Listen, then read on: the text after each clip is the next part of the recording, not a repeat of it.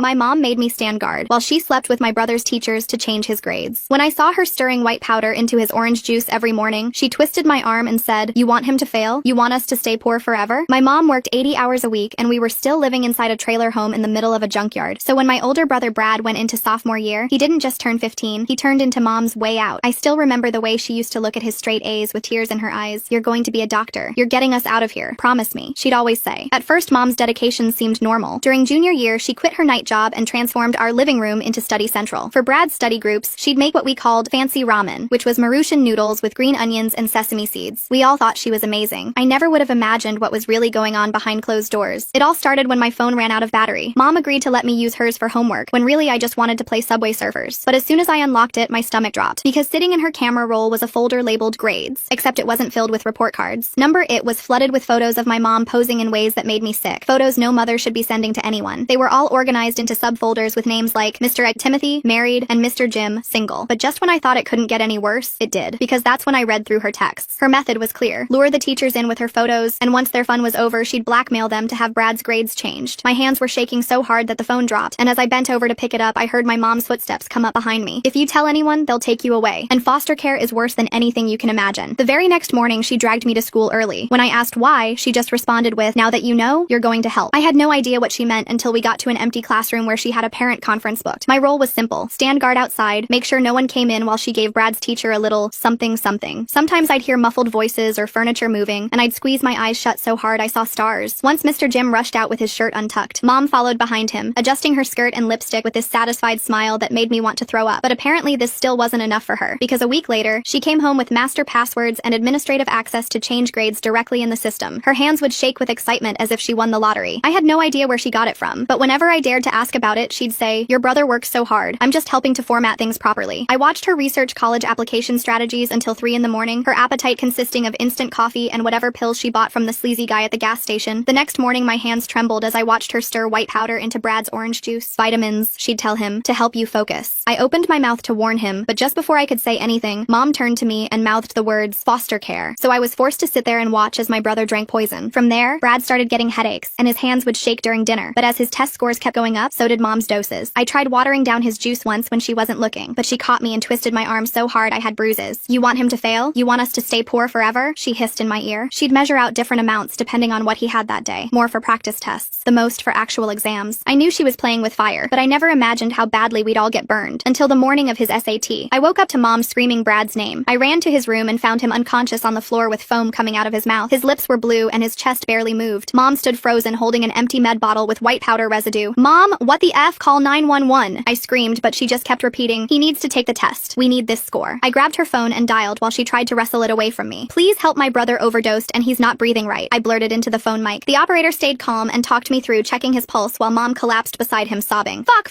we came so fucking close. I ruined everything." The paramedics burst through our door and immediately started working on Brad. Mom tried to hide the med bottles, but it was too late. I already showed the EMTs. At the hospital, Brad flatlined twice. He was pronounced dead at 4:38 p.m. The official cause was heart failure from a DRG overdose. I didn't say a word, because I had spent my entire teenagehood wishing someone would put my mom in her place, but I never knew that that someone was going to be me. The police arrived within minutes of the paramedics. 2 detectives walked into our trailer while Mom sat in the corner, rocking back and forth. I wrapped myself in Brad's hoodie, the one he wore to every study session. It still smelled like him, like the cologne he saved up for months to buy. The detective who questioned me had kind eyes and spoke softly. She asked me to explain what happened, but every time I tried to form words, sobs took over. Mom screamed from across the room about how they were going to put me in foster care, how I'd ruined everything. The officers had to separate us. A child services worker showed up an hour later. She had gray hair pulled back in a bun and carried a worn leather bag. When she told me I needed to come with her, I begged for just 5 minutes to grab my sketchbook from my room. She nodded and followed me back to the trailer. Walking through our home felt surreal. Brad's orange juice glass still sat on the kitchen counter from that morning, half empty. I stared at it, remembering how many times I'd watched him drink from similar glasses, knowing what was in them. In my room, I grabbed my sketchbook and noticed Mom's old tablet charging on her dresser. The screen was still unlocked. My fingers moved on autopilot. I opened the cloud storage where everything backed up automatically. There they were, all the photos, organized in those sick folders. My hands shook as I took screenshot after screenshot. The child services worker called from the living room that we needed to leave. I slipped the tablet into my backpack. Outside, I handed the tablet to the detective. She looked confused until I whispered about the cloud backups. Her expression changed immediately. She pulled out an evidence bag and carefully placed the tablet inside. The emergency foster home reeked of cigarettes and cat litter. My foster parents, an older couple named Bill and Sharon, barely looked up when I arrived. Sharon showed me to a small bedroom with peeling glowing wallpaper and a twin bed that creaked when I sat down. Through the thin walls, I heard her tell Bill it was another substance case. She didn't know I could hear everything. Sleep wouldn't come that night. Every time I closed my eyes, I saw Brad's blue lips, the foam around his mouth, his chest barely moving. When morning arrived, Sharon called us down for breakfast. She poured orange juice for all the foster kids. I ran to the bathroom and threw up. 3 days passed before the detective called. Mom was refusing to cooperate without seeing me. The detective said I could choose whether to visit her or not. Part of me never wanted to see her again, but another part needed to face her, needed her to know that I knew everything. The county jail visiting room had thick glass partitions and phones on each side. Mom looked smaller in her orange jumpsuit. Dark circles rimmed her eyes. When she saw me, she pressed both hands against the glass. I picked up the phone. She started crying immediately, begging me to tell them I lied, that she was a good mother, that Brad's death was an accident. The words built up inside me like pressure in a shaken soda bottle. Finally, I couldn't hold them back. You called him. Mom's fist slammed against the glass so hard that a guard started moving toward us. Her eyes shifted between rage and tears, her mouth opening and closing like a fish out of water. Then, like flipping a switch, her expression softened. They'll split us up forever, she whispered. You'll age out of foster care alone. Brad wouldn't want that. He'd want us together. I dropped the phone and ran. In the parking lot, my phone buzzed. A text from Jake, Brad's best friend. Mom says